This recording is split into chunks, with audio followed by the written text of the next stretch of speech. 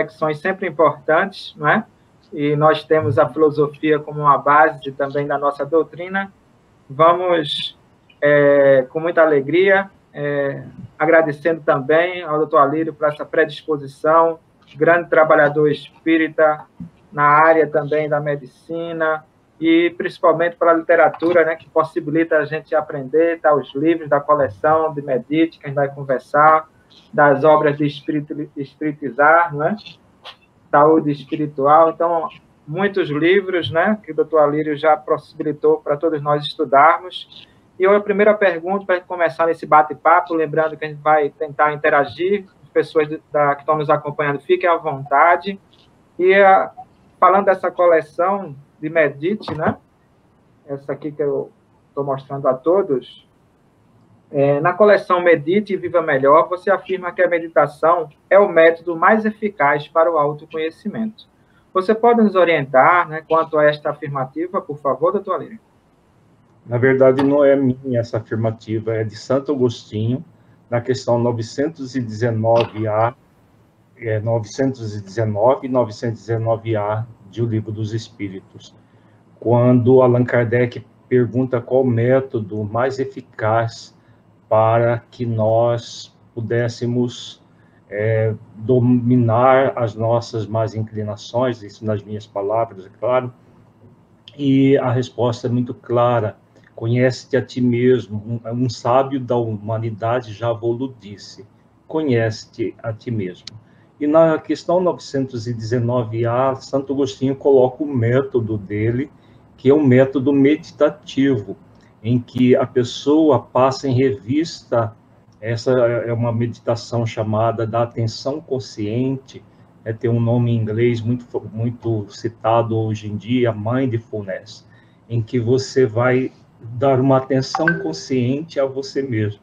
Já existem muitas pesquisas científicas feitas em universidades de ponta no mundo, pelo mundo afora, principalmente nos Estados Unidos e na Europa, que demonstram que a meditação é uma grande fonte de autoconhecimento e, consequentemente, de saúde espiritual, que possibilita o autoconhecimento. Ele tem um processo em que a pessoa se conhece, depois ela entra no autodomínio e para gerar a autotransformação. No nosso livro Saúde Espiritual, nós colocamos essa tríade. Não basta se conhecer, é necessário, exatamente esse mesmo aí. Não basta se conhecer, é necessário dominar as nossas más inclinações, como Allan Kardec recomenda no item Os Bons Espíritas, né? Reconhece o verdadeiro espírita pela sua transformação moral e pelo esforço que ele faz para domar as suas más inclinações.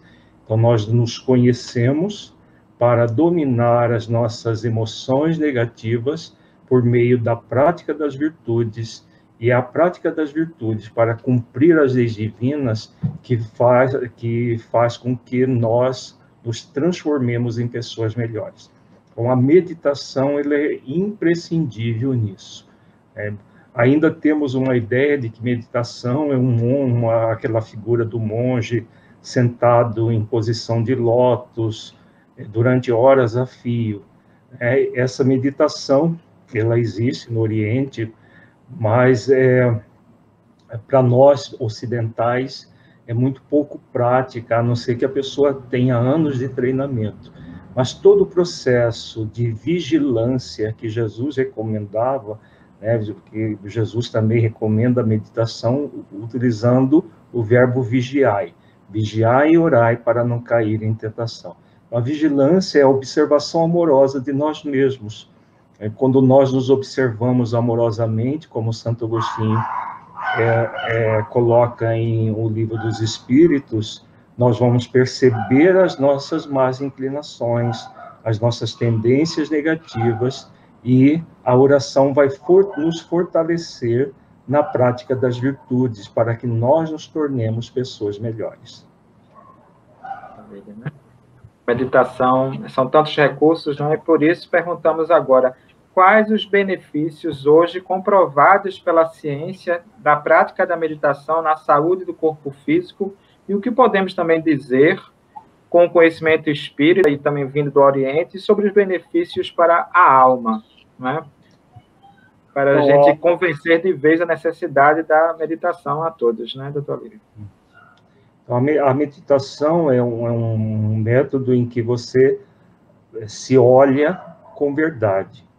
Então, quando nós nos olhamos com verdade, nós vamos perceber as nossas tendências, que são destrutivas, que são negativas, e ao perceber essas tendências, sabendo que são os nossos pensamentos e sentimentos negativos os grandes geradores das doenças físicas, emocionais e mentais, quando você se percebe, você percebe as suas limitações, as suas dificuldades íntimas, nós temos as condições de, a partir da percepção, proceder todo o processo de transformação. Então, com base nisso, nós nos libertamos das causas das doenças, buscando o estado de saúde. A meditação é um meio pelo qual nós vamos entrar nesse movimento perceptivo, porque o primeiro passo para qualquer processo de transformação é você se perceber o problema, porque a grande maioria das pessoas vivem como autômatos, sem perceber a realidade da vida. E aí, claro, vivem doentes em todos os sentidos de doença, no nível mais profundo, que a doença da alienação mental em relação à vida, da alienação do sentido espiritual, de não se perceber. Então, quando nós utilizamos da meditação, nós vamos nos perceber e, a partir da percepção, permitir o processo de autodomínio e de autotransformação, que vai nos propiciar a saúde integral, a saúde do espírito, da mente, das emoções e a saúde física, consequentemente. Maravilha, né? Então, mais do que recomendado a todos, né? A meditação. Não é uma coisa só que é do Oriente. Hoje, com todos esses esclarecimentos e esse aprofundamento, aconselho a pegar toda a série, né? E tem o de ansiedade também, né, doutor Lírio? Que é mais do que o momento, né? Para todos nós. Chico Xavier fala que canalizava a energia do seu chakra genésico para os trabalhos mediúnicos, após sua ocupação com Emmanuel. Isto é possível para todos nós exercermos esse tipo de canalização das energias, doutor Lírio? É possível para aquele que fizer esforços para isso, né? No caso do Chico Xavier, ele estava impossibilitado de sublimar as energias sexuais pelo uso adequado do sexo, pelo fato de ser solteiro, de não ter uma parceira. Então, ele ou se entrava num processo de repressão da própria sexualidade, que muitas pessoas fazem, ou usava de forma inadequada, como o pai dele tentou levar ele para prostíbulos, para usufruir do sexo sem nenhum compromisso, ou ele canalizava a energia adequadamente. Então, ele, claro, escolheu esse caminho, que é o caminho do meio, nem reprimir a energia, nem dar vazão a ela de forma inadequada, fazendo todo o esforço de sublimação. Qualquer pessoa que esteja na mesma condição pode fazer esse esforço de sublimar as energias por meio da meditação, uma das formas, a oração, o trabalho do bem, a leitura edificante, tudo isso são formas de sublimar a energia canalizando-a adequadamente. O que, do ponto de vista médico, não se recomenda nunca é o processo de reprimir, porque todo processo de repressão não gera transformação, na verdade produz uma castração psíquica e emocional, e também dar vazão de forma, de qualquer maneira, produz para o ser uma dificuldades muito grandes, porque não se trata de sexo sem falar de relacionamentos com pessoas. Mesmo que se use profissionais, o profissional é um ser humano. Então, está se usando um outro ser humano para uma prática que não vai gerar gratificação para quem o pratica. Então, quando a pessoa está impossibilitada do relacionamento afetivo que contempla o sexo, essa é uma solução bastante adequada. Muito responsável, né? Que depoimentos educativos e de advertência poderemos relatar de irmãos que faliram em suas provas nas viciações sexuais e que comunicaram-se da pátria espiritual, doutor Alírio, que você traz também nessa obra, né? No livro Sexualidade e Saúde Espiritual, nós temos vários depoimentos de irmãos, muitos deles que conheciam a doutrina espírita, que foram, inclusive, dirigentes de centro espírita, e vale a pena ler esses depoimentos que estão nesse livro Sexualidade e Saúde Espiritual. E os espíritos são unânimes, todos eles abordando a dor e o sofrimento que tiveram na dimensão espiritual após essa existência em que foram à falência por causa do sexo desregrado, do mau uso da sexualidade, cada um de um jeito, né, temos depoimentos desde espíritos que começaram a seduzir outras pessoas desde os 15 anos, no caso de uma moça que foi evangelizada, que foi educada por pais espíritas com bastante conhecimento da doutrina, e mesmo assim ela enveredou por um caminho totalmente equivocado, acabou suicidando por volta de uns 25 anos, depois de uma vida de desregramento. Temos a história de um presidente de centro espírita que utilizava do atendimento fraterno no centro espírita para forjar, para seduzir mulheres que vinham para o atendimento, para a prática sexual. Ele, casado, traía a esposa, viciou a esposa em questões sexuais que eles usavam, e, além disso, a traição, utilizando a própria ambiente da casa espírita para tudo isso. E o livro ele fala do sofrimento dele devido a isso tudo. Esses são apenas 2 casos, tem casos de pedofilia, casos de homossexualidade, tanto de quem reprimiu e quem deu vazão a tudo. Um dos primeiros casos de AIDS que houve um espírito que, ainda na década de 80, contraiu o HIV e veio a desencarnar de AIDS, traz o seu depoimento. O nível de sofrimento na dimensão espiritual depois da morte foi pior ainda do que o sofrimento vivido ainda encarnado. Então, são vários depoimentos que demonstram que o mau uso do sexo, ele não é simplesmente biológico, como muitas pessoas colocam. Ele tem direito a usufruir do prazer, porque o sexo, Deus fez o sexo para prazer. Sim, o sexo é para prazer, mas não para um prazer contra a vida. É um prazer a favor da vida, né, para gerar vida, né, a vida em abundância, como o nosso amigo filósofo colocou na fala de Jesus, e não para ser utilizado contra a própria vida da pessoa e dos parceiros sexuais que ela acaba tendo nesse desregramento.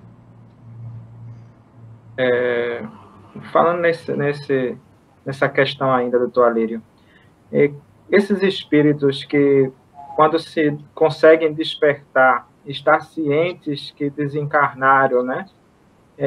Existe alguma média de tempo que eles levam, que a gente possa, aqui em efeito didático, a gente passar aos nossos amigos, já que a sexualidade é uma prova para todos aqueles que vêm na condição do sexo masculino, né? Ele tem uma prova maior do que o do feminino, porque existe essa carga energética maior a ser trabalhada, né? E o que é que a gente pode, didaticamente, passar um pouco da realidade espiritual? É sofrimento, mas qual penúria ele leva, geralmente, para despertar, não é? Como André Luiz fala na questão dele, que passou de 8 a 10 anos, né, no umbral, e esse despertar da realidade, quem vai por envereda nesse abuso, mais ou menos seria o que, doutor Lírio? Cada caso é um caso, né? Isso depende das atenuantes e das agravantes que estão na própria consciência do espírito. Por exemplo, um dirigente de centro espírita que utiliza do atendimento fraterno para aliciar mulheres para o seu próprio prazer, ferindo alguém que está ali confiando de que vai receber um benefício de uma casa espírita, tem muito mais responsabilidade. Então, as agravantes, nesse caso, são muito maiores do que um jovenzinho, por exemplo, de 18, 19 anos, que seduz uma moça aqui, outra ali. Hoje nem se fala em sedução, porque está tão permissivo, mas que está ali simplesmente com o chamado sexo casual. Tem um dirigente de uma casa espírita que é citado na obra, é muito mais grave uma situação dessa. Então, claro que quanto maior a responsabilidade, maior, pela lei de causa e efeito e pela lei de justiça, né, dimensão justiça da lei maior, a pessoa vai, a própria consciência da pessoa pede um nível de expiação com muito mais intensidade do que uma outra pessoa. Então, cada caso é um caso, não dá para se falar que vai se levar alguns anos ou séculos. Comumente, pelo que não só nessa obra, mas também no livro Sexo e Destino, quando fala de uma colônia, aliás, de um departamento em nosso lar, especializado, o Departamento de Almas Irmãs, se não me engano o termo, o nome que André Luiz cita, muitas vezes processos em que a pessoa tem uma queda na área sexual pode levar séculos para que ela possa se recompor, né? Porque comumente a pessoa que faliu uma vez vai falir várias vezes. Então tem estatísticas lá que ele demonstra que a grande maioria vai à falência, piora, volta até piorado, alguns voltam pouca coisa melhorada e uma minoria somente que vem para uma encarnação desse tipo e volta renovado. É uma pequena minoria. Então, significando que, muitas vezes, um processo de desregramento sexual, a pessoa vai levar séculos, várias existências para poder se recompor. Porque não é só o tempo que ela vai sofrer na dimensão espiritual devido ao abuso, é o tempo de recuperação do espírito para que ele fique em paz com a própria consciência. Enquanto o espírito não estiver em paz com a própria consciência, por meio do esforço para desenvolver as virtudes que ele se recusou a desenvolver, ele vai estar com as sequelas daquilo que ele fez. Vou colocar uma pergunta, doutor Alírio, aqui da internauta da Valesca. Ela pergunta aqui para o senhor: boa tarde, qual o problema da homoafetividade? Segundo os benfeitores espirituais, essa obra que foi mostrada, Sexualidade e Saúde Espiritual, é uma obra que eu fui a pessoa que compilou e que organizou a obra, mas ela não é da minha escrita pessoal. Nós fizemos uma série de perguntas para os benfeitores espirituais do Projeto Espiritizar, ligado à Federação Espírita do Estado de Mato Grosso, e eles deram as respostas. São respostas muito significativas, muito profundas, e temos um capítulo sobre homossexualidade. A homossexualidade, na origem, é um processo de expiação ligado ao abuso da heterossexualidade em várias existências. Então, por exemplo, um homem que abusou da sua heterossexualidade, seduzindo, abandonando, não apenas numa única existência, às vezes várias existências, a divindade, para que a pessoa possa transformar esse ciclo, porque se ele não for feito nada, o que acontece, a pessoa tende a perpetuar aquele processo. Como o espírito foi criado para a felicidade, para o bem, para o belo, não há uma determinação divina que se deu um basta para o espírito. Então, o homem que fez isso, ele vai renascer no corpo feminino, com o psiquismo masculino, para poder, naquela dor expiatória, se reeducar. Da mesma maneira, a mulher que, durante várias encarnações, se enveredou pela prática promíscua sexual, usando o sexo para seduzir, para usufruir de homens e descartá-los e tudo mais, renasce num corpo masculino com psiquismo feminino. É um castigo de Deus, como se diz normalmente? Não, não é um castigo. É um processo ligado à lei de justiça, lei de causa e efeito, para que o espírito possa, por esse processo doloroso, porque por mais glamouroso que se fala da homossexualidade hoje em dia, sempre vai ser um processo doloroso, porque o espírito vai estar num corpo diferente da sua psicologia. Então, vai uma mulher, psiquicamente mulher, num corpo masculino, e uma pessoa psiquicamente homem num corpo feminino. E, pelo que os benfeitores colocam, esse processo também vai acontecer da expiação ocorrer em várias existências para que a pessoa possa se recuperar. Da mesma forma que o problema foi gerado em várias existências, o espírito também precisa, muitas vezes, de várias existências. Na primeira existência, ou nas primeiras, gera aquilo que se chama de transexualidade. Então, a pessoa se sente exatamente do sexo oposto ao que ela está. Hoje em dia está se dizendo que a pessoa nasceu num corpo errado. Ninguém nasce num corpo errado. Nasce num corpo que precisa. Então, a pessoa que se diz transexual, que nasceu no corpo errado, e hoje, com o avanço da medicina, com possibilidade de fazer cirurgias e o uso de hormônios, muita gente muda o corpo para se adequar à psicologia.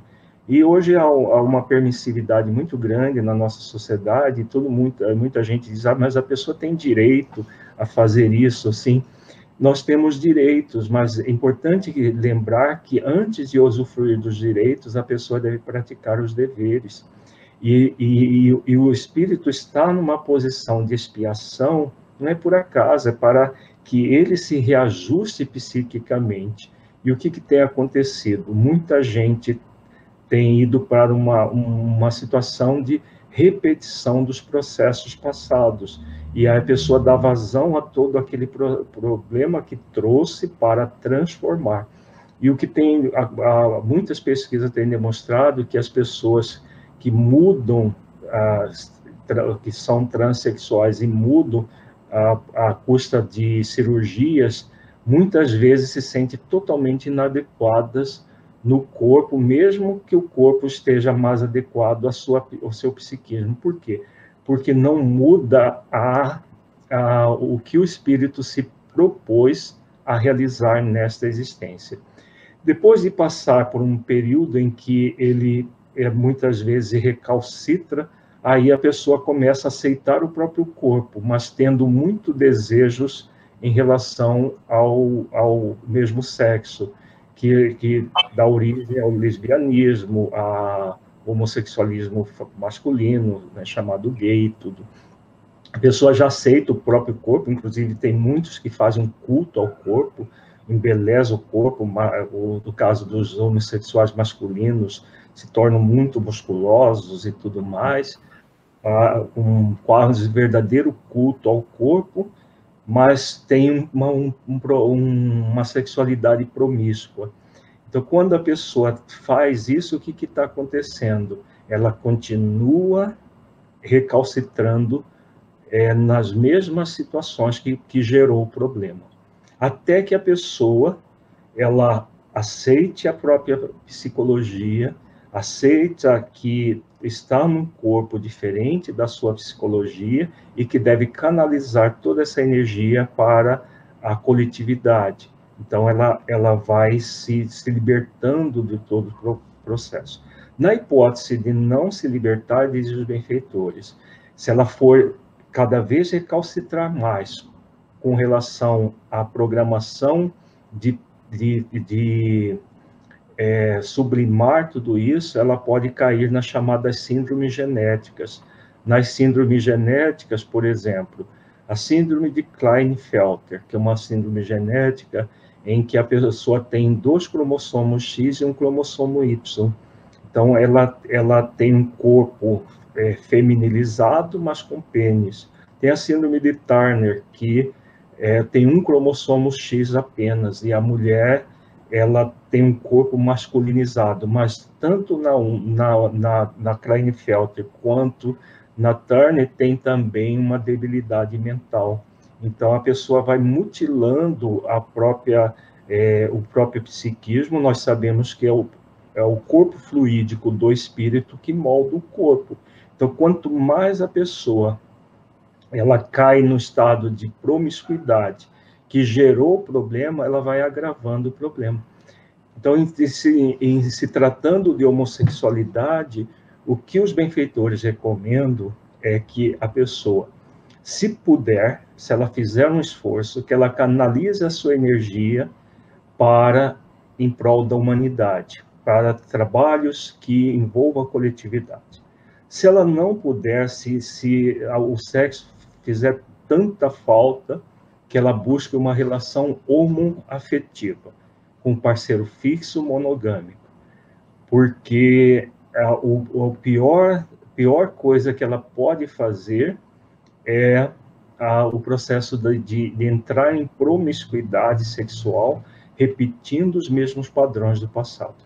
É possível sublimar dessa forma, se doando para a coletividade, que deve ser a principal escolha, e, se não for possível, uma relação homoafetiva, respeitosa, monogâmica, com um único parceiro, que muitos buscam essa alternativa e não se compromete mais perante a vida, né? Porque tudo que acontece é consciencial. Então, é o espírito com a consciência dele se renovando. Nós temos dois depoimentos de homossexuais no livro, que estão em polo oposto. Um que deu vazão intensamente à homossexualidade, se tornou uma das primeiras vítimas da AIDS que tivemos no planeta, morou em Nova York e tudo mais, era brasileiro, mas morou em Nova York, foi para lá, e lá ele se entregou à promiscuidade sexual de todos os tipos, e no início da década de 80 contraiu o HIV. Na época que contraiu o HIV, era mortal, totalmente mortal, não havia nenhum tratamento. E um outro que reprimiu a vida inteira a homossexualidade, não transformou as suas tendências, os seus desejos. E ele se tornou pianista, e na dimensão espiritual ele continuava tocando piano a ponto dos dedos sangrarem de tanto tocar, assim, e ficou num psiquismo de repetir os mesmos processos sempre, gerando todo um comprometimento da própria vida. Então, se a pessoa sente que não dá para viver sem o sexo, busca um parceiro que realmente vá a vida toda com essa pessoa de uma forma, não aquilo que se chama hoje de relacionamento aberto. A pessoa tem um parceiro, mas, entre aspas, pode ter quantos quiser fora daquela união. É a promiscuidade do mesmo jeito, né? Muitas vezes nós damos um jeito de disfarçar a promiscuidade. Se for consentido, se as outras souber, qual que é o problema? O problema é que é a promiscuidade que gerou o problema. Somente agindo de forma diferente que a pessoa vai se libertar das causas profundas. Tá? Eu estou vendo aqui que tem uma pergunta que o indivíduo transexual é homossexual? Não. Na verdade, a transexualidade pode se transformar em homossexualidade. A transexualidade é o espírito estar num corpo diferente da sua psicologia. Então, ele está nesse corpo para sublimar a energia. Agora, ele pode, no corpo feminino, tendo desejos como homem no corpo feminino, buscar mulheres e aí ter uma relação homossexual, a partir de uma transexualidade.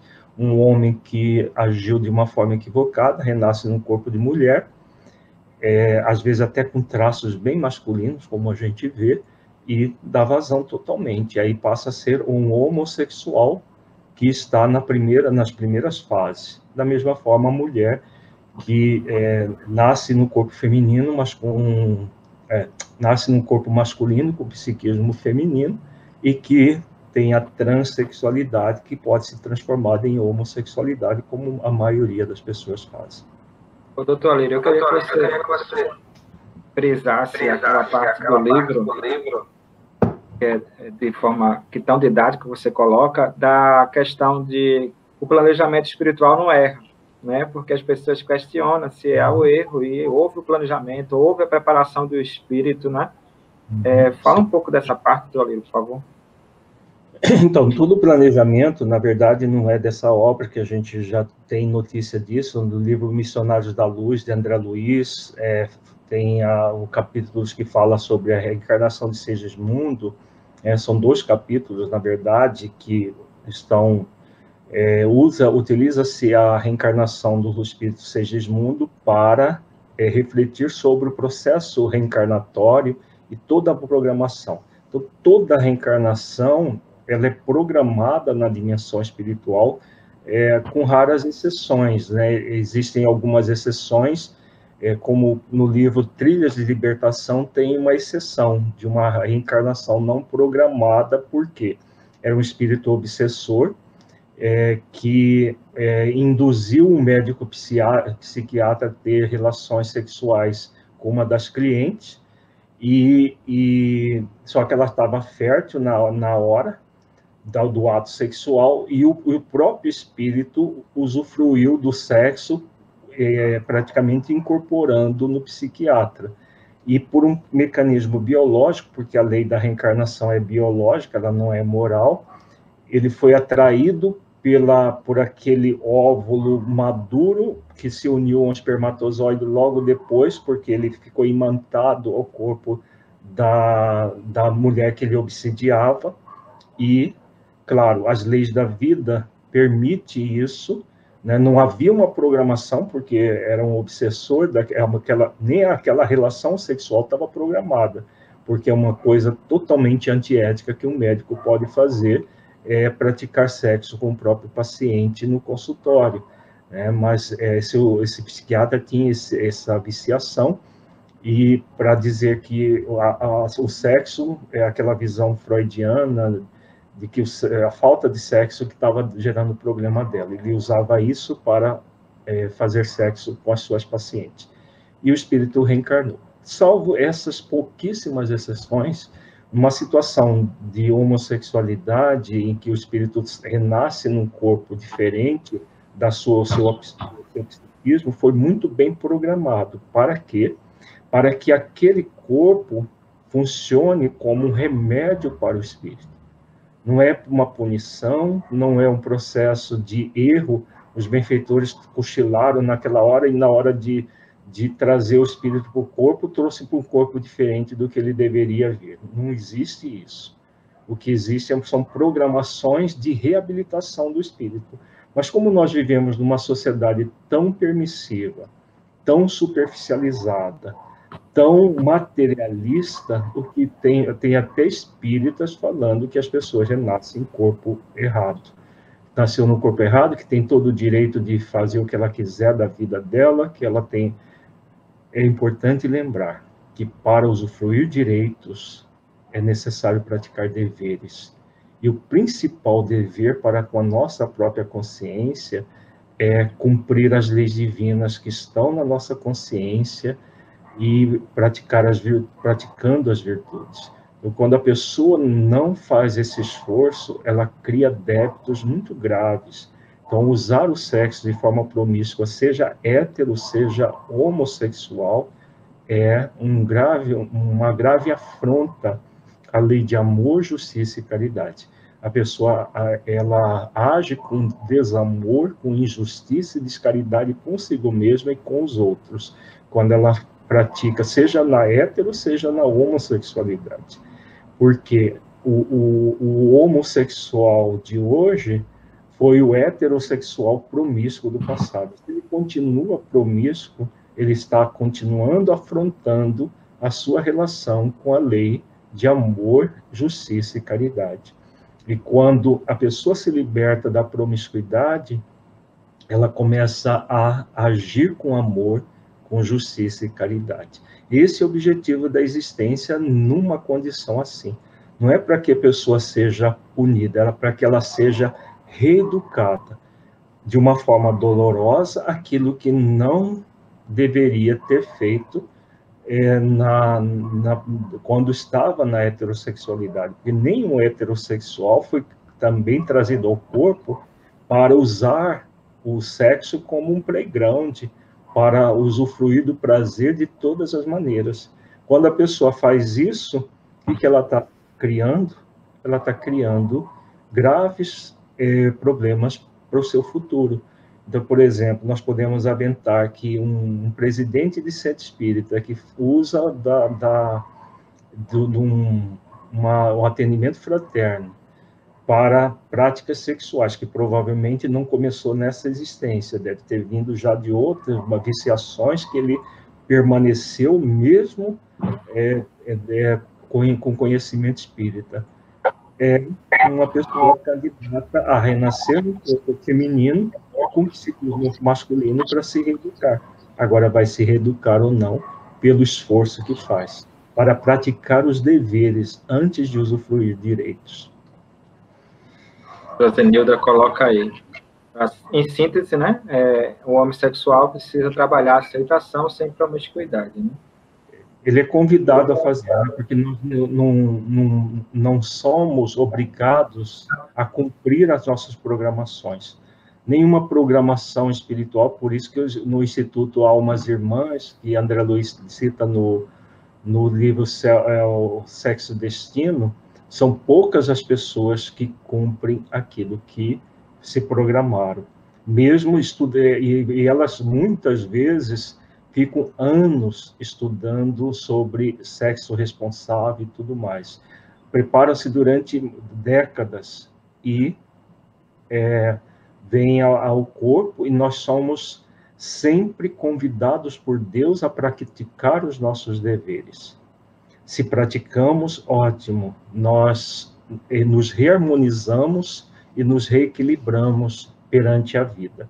Se não praticamos, vamos agravar as situações até que cansemos de todo o sofrimento que advém dessas situações e busquemos agir de forma diferente. Com relação à sexualidade, é isso que acontece.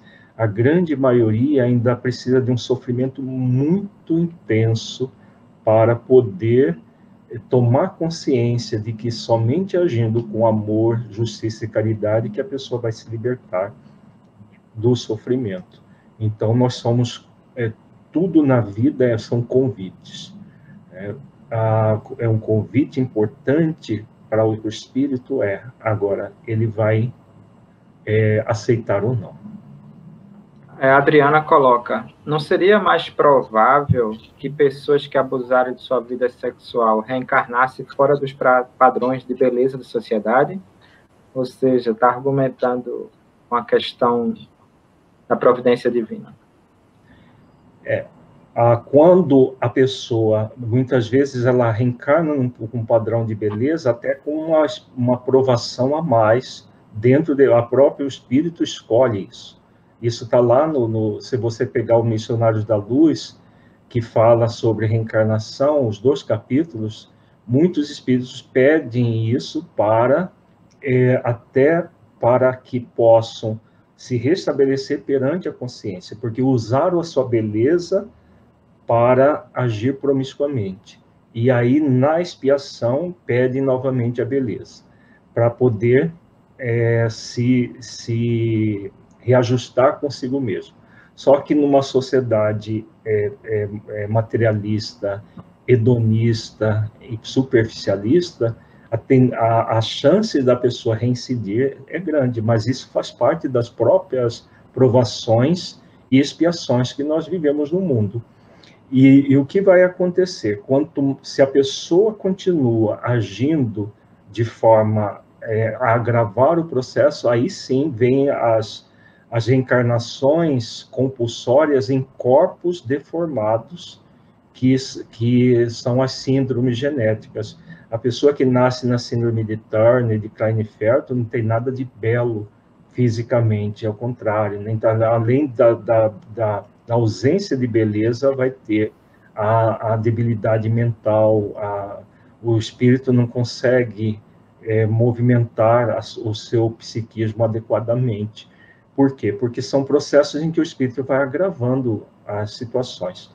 Porque as provações e a beleza física no planeta que nós vivemos ainda é uma provação muito séria, é o próprio espírito que escolhe fazer isso. Né? Inclusive, André Luiz fala que muitos escolhem nascer feios mesmo, até como um mecanismo de proteção, e outros escolhem o contrário, nascerem belos para poder ter um processo a mais para lidar. Agora, é a questão de cada um, porque existem pessoas muito belas que entram no processo de autodomínio e se libertam, enquanto que pessoas feias, mesmo com a fealdade, continuam promíscuas do mesmo jeito. Então, é muito relativo a cada espírito. Enquanto a gente procurar, a gente querer enxergar a totalidade da vida numa existência, né, a gente não vai entender como deveremos ainda, dessa forma de compreensão, de educação, de amor da providência divina, né? E, acima de tudo, como o doutor Alírio está colocando, né, o importante é nos esforçarmos a sermos homens e mulheres virtuosos, independente da condição, e sem promiscuidade, seja a relação que você escolher, não é? O Giuseppe, ele faz uma crítica aqui, essa ideia tira da tumba a tese de que o homossexualismo é uma punição. Entendo não crível essa tese, pois até agora, que conheço, não há uma revelação de Deus sobre o homossexualismo. Nós respeitamos, porque quando eu falei, inclusive, eu frisei que não é uma punição. Muitos ainda veem o processo ligado à lei de causa e efeito como punição. Na verdade, é um processo de educação ou de reeducação. Todo processo de educação é amoroso. Toda reeducação, de alguma maneira, vai ser dolorosa. Nós sabemos que nós estamos vivendo numa sociedade em que a grande maioria das pessoas ainda desprezam as orientações espirituais, desprezam aquilo que trazem na consciência. Está lá na questão 621A do Livro dos Espíritos, quando Allan Kardec pergunta por que a lei divina foi revelada à humanidade. E os benfeitores dizem que porque nós desprezamos e esquecemos as leis. Existe a lei de amor, justiça e caridade, e nenhum processo de sexualismo, seja homo ou hétero, sexualismo vai ser um processo amoroso, vai ser justo. Então, nós desprezamos as leis divinas que nos convidam a agir com amor, justiça e caridade conosco e com o próximo, para viver aquilo que está aí. Por que está havendo tanto sofrimento, seja em homossexual, heterossexual, em toda a humanidade? Por causa do desprezo às leis divinas. Agora, tudo é uma escolha individual. O Espírito, ele tem a lei de amor, justiça e caridade como a lei maior do universo. Está no Livro dos Espíritos isso. Mas nós temos a liberdade de escolha. Nós podemos escolher praticar essa lei ou podemos escolher não praticá-la e viver como nós queremos. Só que é importante lembrar que a lei de liberdade está intimamente ligada à lei de responsabilidade. Nós somos livres para fazer nossas escolhas, responsáveis pelas nossas escolhas, e a lei de responsabilidade está ligada à lei de causa e efeito.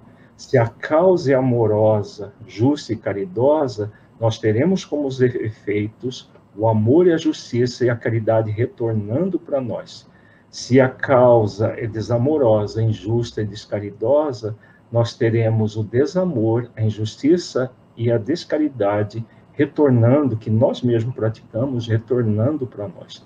Então, tudo é uma questão de ajuste do espírito perante o seu próprio psiquismo. Nós podemos ignorar tudo isso, fazer de conta que não existem orientações espirituais como dessa obra, são orientações muito respeitosas que os benfeitores nos legaram, colocando a questão da homossexualidade de forma muito respeitosa, inclusive das escolhas que o espírito pode ter e das consequências ou dos benefícios que ele pode ter. Agora, cada ser humano é livre para seguir ou não orientações espirituais, para viver a própria vida, sabendo que nós somos espíritos imortais. E como espíritos imortais que somos, aquilo que a pessoa não aprender numa existência, ela terá quantas existências forem necessárias. Agora, sabendo uma coisa, que quando nós abusamos do nosso livre-arbítrio, nós vamos sendo cada vez mais, passando por situações dolorosas cada vez maiores, até que nós aprendamos a usar o livre-arbítrio. Isso é nosso próprio benefício, não como um castigo, uma punição. Ao contrário, é para que o espírito aprenda a usar, como você, por exemplo, você impede que uma criança coloque dedo na tomada, mesmo que ela chore, que ela grite, que ela quer pôr o dedo, porque sabe-se que se ela colocar o dedo ali, ela pode tomar um choque e morrer. Então, a espiritualidade superior, a divindade, nos protege de nós mesmos, muitas vezes trazendo situações dolorosas para que nós possamos aprender dolorosamente aquilo que nos recusamos a aprender amorosamente. E lembrando, me corrija, doutor Alírio, se eu estiver errado, como a doutrina espírita nos diz, reforça do que outras religiões falam, que o espírito em si, ele vivencia experiências, mas ele não é homem, não é mulher, E as vivências são para a evolução moral desse espírito, nessa energia do amor, Então, ou seja, se eu estou tendo uma vivência de homem ou de mulher, ou de homossexual ou de transexual, nessa existência por a escolha do seu livre-arbítrio, tem que lembrar que nós não somos nada disso. O espírito não tem a sexualidade. Nós estamos aqui discutindo coisas temporais e perecíveis, A gente está falando do espírito, Então, é importante a gente romper com eu sou isso. Não somos, Nós somos essa centelhazinha, querendo aprender um pouco mais e nos educarmos, Exatamente. Doutor Alírio, mudando esse tema, que a gente sabe que esse tema é para seminário, agradecendo sempre a participação aqui de todos. Aqueles que tiverem interesse de aprofundar a questão, temos um seminário completo sobre a questão da homossexualidade no canal Feente Play da Federação Espírita do Estado do Mato Grosso no YouTube. Então, são vários, esse livro deu oportunidade de nós criarmos 6 seminários sobre sexualidade e saúde espiritual. Um deles aborda a questão da homossexualidade da questão de todas essas questões, coloca que a homossexualidade não é uma punição, como o nosso amigo repetiu aqui numa pergunta que eu vi, não é uma punição, é uma expiação. Expiação não é punição. Nós ainda temos uma ideia que expiação é punição. Expiação é extrair a pureza, é a ação para extrair a pureza de dentro de nós, que é o movimento de levar a pessoa a praticar virtudes que nós somos convidados a exercitar. Então, tudo é uma questão de reflexão e de bom senso. Com a sua experiência de estudos e práticas médicas, doutor Alírio, quando a homeopatia é mais indicada? E existirá um momento em que não precisaremos mais de alopatias ou ambas vão andar em conjunto, doutor Alírio? Durante muito tempo, enquanto nós tivermos corpos muito materializados, como nós temos, nós vamos precisar das duas, tanto a homeopatia quanto a alopatia, as cirurgias e todos os recursos que a medicina desenvolveu. A partir do momento que os nossos corpos, como os benfeitores espirituais colocam, nos mundos mais avançados, os corpos vão se tornando cada vez mais fluídicos, mesmo os corpos físicos. Em planetas como os mundos felizes, eles dizem que o corpo físico é semelhante ao nosso perispírito. Então, por exemplo, se nós formos a Júpiter, nós não vamos ver ninguém, porque, a não ser que for um médio vidente para ver o corpo físico que é semelhante ao perispírito nosso, de tão grosseiro que é um corpo físico na Terra, ainda muito materializado. Né? Nós estamos muito mais próximos dos trogloditas lá do início da evolução humana do que os corpos dos planetas mais avançados. Então, enquanto isso, a homeopatia, como ela age no corpo fluídico e não no corpo físico, inclusive há muita ignorância do funcionamento da homeopatia pelo materialismo que ainda reina na medicina. Muitos acham que é placebo, mas não é, porque ela age de forma energética no corpo fluídico do espírito. Então, muitas vezes já aconteceu de haver lesões no corpo físico que é necessário agir no corpo físico e não no corpo fluídico. E aí a alopatia ela é bem-vinda nesses aspectos. Agora, quanto mais tempo passar e os nossos corpos sofrerem mutações, isso vai acontecer, mas isso não tão cedo. Então, vamos ainda muito tempo para precisar de apenas ações energéticas, mas vai chegar lá. Qual a gênese espiritual das doenças, doutor Alírio, de forma mais sintética, né? Que é um tema vasto, né? A gênese espiritual das doenças está na energia mental tóxica que nós produzimos. Nós produzimos uma energia mental tóxica com os nossos pensamentos e sentimentos negativos. Quando nós pensamos, por exemplo, um pensamento odioso em relação a alguém que está ligado a ressentimento, a mágoa, a desejo de vingança, alguém nos faz alguma coisa e nós ficamos lá, mas essa pessoa não podia ter feito isso comigo, ele vai ter que pagar isso, vai ter que sofrer e tal, e ficamos muitas vezes ruminando esses pensamentos. Eles produzem uma energia mental tóxica, gera todas essas emoções muito materializadas, muito tóxicas, como ódio, ressentimento, mágoa, desejo de vingança, e isso tudo produz essa energia mental, né, porque tudo provém da mente do espírito, só que quando nós produzimos essa energia mental tóxica, todas as nossas células se intoxicam com essa energia. Então, isso já existem pesquisas demonstrando, a psiconeuroimunologia, por exemplo, trabalha com isso, é uma ciência dentro da medicina, que mostra a relação entre o nosso psiquismo, que vem do espírito, ligado ao psiquismo, à mente, ligado ao sistema nervoso, o sistema endócrino e o sistema imunológico, produzindo todo um estado de doença e também de saúde.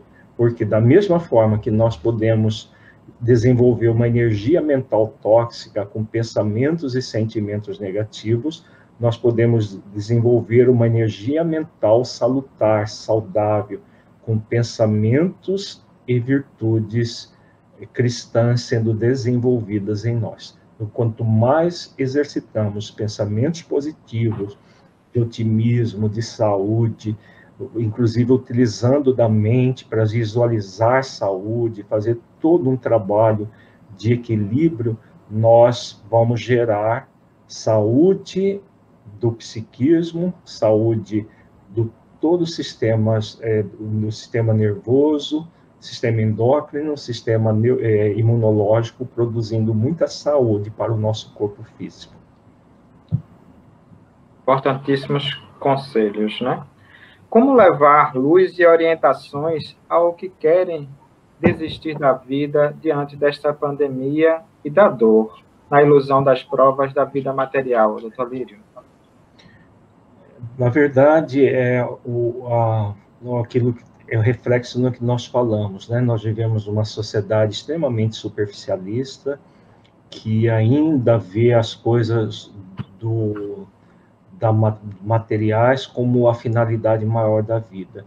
E como a pandemia gerou muitas dificuldades econômicas, financeiras, emocionais para muita gente que não suporta conviver nem em família, muitas vezes, dificuldades várias, pessoas que moram sozinhas, que ficaram sem poder nem sair para conversar com alguém e tudo mais. O que aconteceu? As pessoas muitas vezes ficaram mais desesperançadas em relação ao próprio futuro.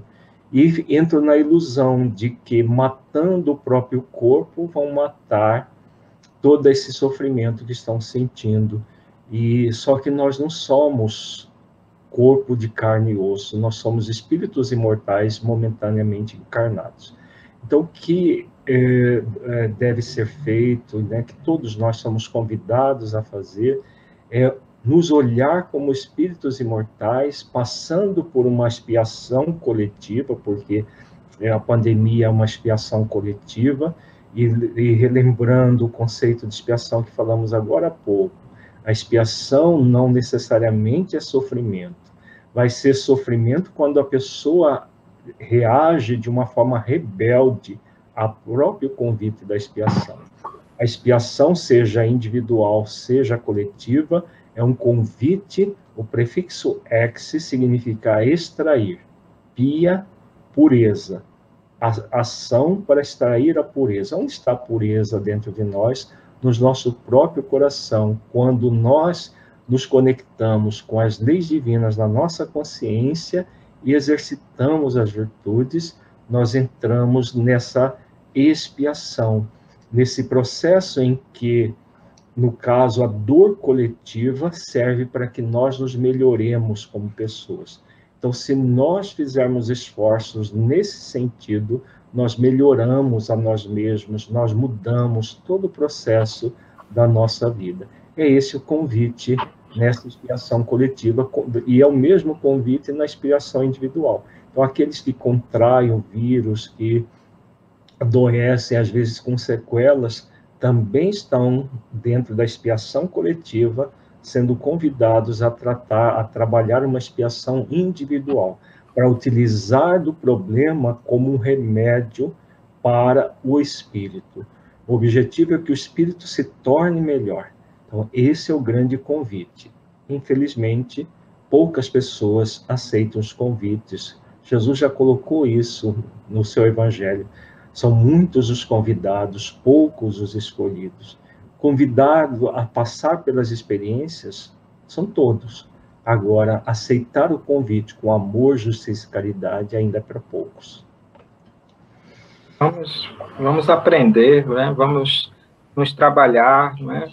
Buscar as virtudes em nós, né? Que cada vez mais acordemos para a verdade, né? Procuremos a verdade diariamente, não a minha verdade, né? Mas a do guia e modelo em nossas vidas. Né?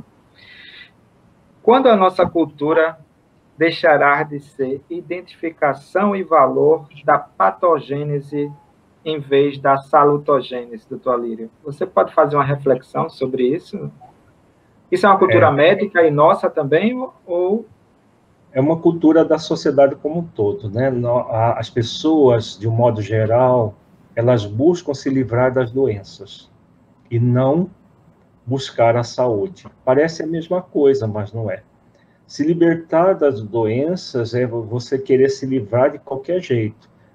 Eu quero um remédio, eu quero isso, eu quero aquilo, eu quero um médium daqueles bem forte que dá um passo e me tira a doença, se faz uma cirurgia, né? No nosso movimento tem muito disso. Então a pessoa quer se livrar da doença. São poucas as pessoas que estão dispostas a desenvolver a saúde. Quando que nós vamos mudar de uma situação de patogênese para a salutogênese? A partir do momento que as pessoas vão se sentindo espíritos imortais, vivendo uma experiência terrena. Ainda é para poucos isso. Mesmo do nosso movimento espírita, a maioria das pessoas vivem como se fossem seres mortais e não espíritos imortais. Confunde a personalidade transitória com o espírito que são. E aí vivem como se essa vida fosse a única, e não é. Né? Então, enquanto nós não vivermos como espíritos imortais, momentaneamente encarnados, e tendo essa visão do espírito imortal, focado nas leis divinas, na consciência, praticando as virtudes, porque o que gera saúde no nível profundo é exatamente quando nós nos conectamos com as leis divinas da nossa consciência e desenvolvemos as virtudes. Quanto mais virtudes essenciais, as virtudes cristãs que Jesus nos ensinou, que os espíritos benfeitores pela codificação espírita nos ensinaram, e muitos outros mais que nos legaram verdadeiros tratados de saúde, quanto mais nós fizermos isso, mais saudáveis seremos. Quando nós tivermos isso coletivamente, na maioria, e vai demorar muito tempo ainda para isso acontecer, aí nós vamos ter o foco na saúde e não na doença. Por enquanto, o foco é na doença e desejo de se livrar da doença, tornando o ser humano mais doente ainda. Verdade. Estamos na reta final, chegando ao fim do nosso programa. Agradecer mais uma vez a TV7, a doutor Alírio. Vamos responder mais 2 perguntas e encerramos. Né? Temos aqui a Leila, doutor Alírio, que ela coloca uma curiosidade aqui. Como se relacionam os casais em planetas mais avançados? E seremos sempre casais? Né? Vale a interrogativa. Nos mundos mais avançados, nós temos referência a isso no Evangelho segundo o Espiritismo, o espírito vai se aperfeiçoando cada vez mais. Então, por exemplo, esses processos que são expiatórios só existem em mundos primitivos e mundos de expiações e provas. Em mundos regeneradores, as expiações cessam. Então, nós podemos aventar que nos mundos superiores, as uniões vão ser cada vez mais homogêneas, cada vez mais focadas no amor, na justiça e na caridade, focada na lei maior, que não é uma lei só para o planeta Terra, é uma lei para todos os planetas. Então, os casais vão se respeitar cada vez mais, não vai haver mais adultério, não vai haver mais promiscuidade, não vai haver mais nada disso. Agora, enquanto houver encarnação, vai haver sexo, porque o sexo é biológico. Para que haja reencarnação, é necessário haver sexo. Então, mesmo nos mundos felizes, os espíritos fazem sexo. Agora, é completamente diferente do que nós vemos como sexo na materialidade que ainda se tem no planeta de expiações e prova e no desrespeito ao outro. Não existe mais sexo. No mundo regeneração em diante, o sexo vai estar sempre vinculado ao amor, como já deveria ser no nosso planeta, né, como um complemento das relações amorosas, e não como um fim em si mesmo, que é como ainda existe. Nós vivemos num planeta em que o sexo é usado como uma fonte de prazer, independente de gerar dor, seja para si mesmo, seja para o próximo. Quanto mais evoluído é o espírito, em planetas mais avançados, ele vai ser utilizado como um complemento do amor e para, claro, gerar filhos que vão reencarnar. Somente nos mundos, né, segundo a classificação dos benfeitores, celestes ou divinos, que são habitações apenas de espíritos desencarnados, não há sexo. Que são os sóis, né? Está lá no Livro dos Espíritos. Os sóis é habitação apenas de espíritos desencarnados, espíritos crísticos. Aí, o espírito crístico, como não precisa de reencarnar, não tem mais necessidade de sexo, mas enquanto houver reencarnação, vai haver. E nesses sóis, eles não assumem mais o papel de homem e mulher, ele já é o coletivo, né? O espírito crístico, né? O espírito crístico, o espírito em si mesmo, não tem sexo morfológico. Esse é próprio do ser que ainda está sujeito à reencarnação.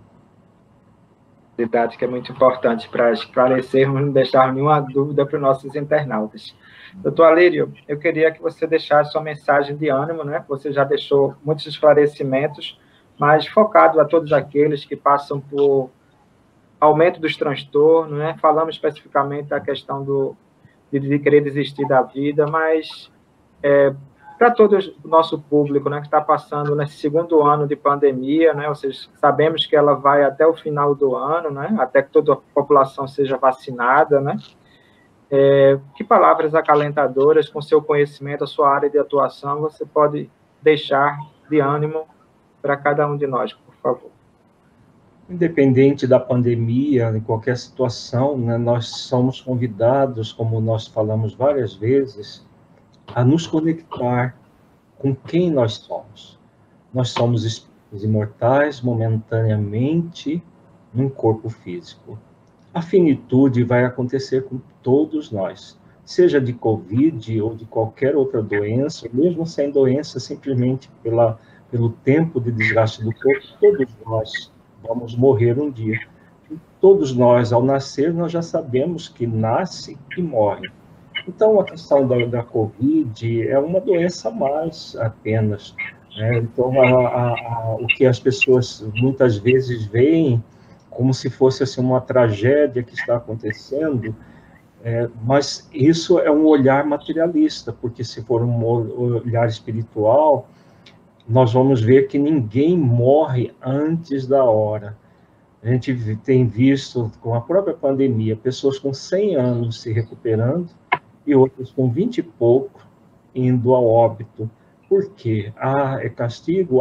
Porque isso aqui é diferente? Não, porque existe uma programação maior. Só não existe programação para suicídio. E então, a finitude faz parte da nossa vida. Nós somos convidados a nos ver como espíritos imortais, tendo essa experiência terrena riquíssima, que se nós olharmos com esse olhar de alguém que está de passagem para aprender o máximo possível das experiências que nós temos enquanto estamos encarnados. Se nós aprendermos as lições, principalmente as lições que Jesus nos ensinou, as lições que os benfeitores espirituais, em nome de Jesus, nos legaram na codificação kardeciana e das obras complementares sérias, focados na nossa transformação moral, desenvolvendo as virtudes em nossos corações.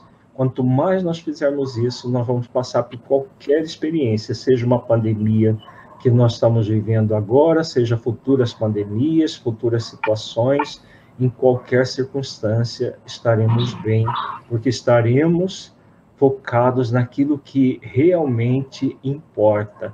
O que realmente importa é a nossa melhoria quando reencarnamos e voltamos para a dimensão espiritual melhores do que ao encarnar. Adquirimos no decorrer da experiência no corpo, seja com 20 e poucos anos, seja com 100 anos, seja com o tempo que nós tivermos aqui, nós voltarmos melhores. E se voltarmos melhores, nós ganhamos a encarnação. É isso que nós gostaríamos de deixar como, assim, reflexão para todos nós, independente de estarmos na pandemia, fora dela, ou outras pandemias que podem surgir nos próximos anos. Queremos dar os últimos avisos para pedir a gentileza se o doutor Lírio pode fazer a prece final logo em seguida. Próxima sexta-feira, dia 11/6, teremos a nossa palestra doutrinária, né, no canal do YouTube do Lar de Maria, da TV 7, da Rede Amigo Espírito TV, com a psicóloga Paulo Shoa, a importância da família no desenvolvimento do espírito. Sexta-feira, toda sexta, às 19 horas, são convidados. E o programa Live Lar de Maria, bate-papo, que é quinzenal, teremos daqui a 15 dias Dr. Décio e Andoli. Também estaremos abordando a área da medicina e espiritualidade, todos convidados para participarem conosco. O Lar de Maria agradece, vibra e manda todas as vibrações de amor e carinho para o senhor doutor Lírio. Muito obrigado e continue nesse trabalho tão maravilhoso, dedicando, expandindo pelos livros, que os livros alcançam a todos nós, né? Gratidão enorme. Eu gostaria, se puder, fazer a gentileza da prece final, doutor Lírio. Senhor Jesus, mestre, amigo, agradecemos, Senhor, pelas bênçãos de estarmos aqui nesse momento de transição do nosso planeta. Ampara-nos, Senhor, para que possamos cada vez mais utilizar os recursos desta existência para aprendermos as lições de transformação da nossa própria intimidade por meio do exercício das virtudes cristãs. Ampara-nos para que possamos cada vez mais fortalecer esses recursos dentro de nós, desenvolvendo uma postura diferente frente à vida. Se conosco, hoje e sempre, Senhor. Gratidão por tudo, ampara-nos a todos. Que assim seja. Nossos abraços, nossas vibrações de amor e carinho para Pernambuco, Paraíba, Bahia, São Paulo, Mato Grosso, Rio Grande do Sul, Bahia, Sergipe, Mato Grosso do Sul, Piauí, Rio de Janeiro. Nossa gratidão por todos vocês acompanharem conosco. Alagoas. Obrigado, doutor Lírio. Deus te abençoe mais uma vez. Até a próxima.